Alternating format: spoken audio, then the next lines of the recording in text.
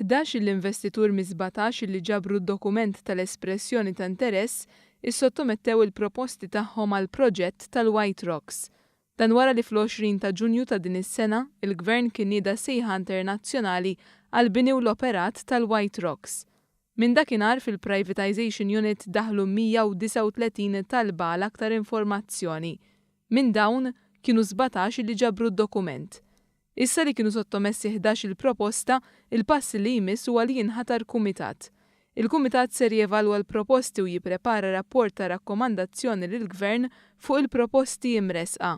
Il-Ministru għall-Investiment Chris Cardona esprima s-sodisfazzjon tiegħu għal dan in-numru ta' investituri illi wrew l-interess tagħhom f'dan il-proġett.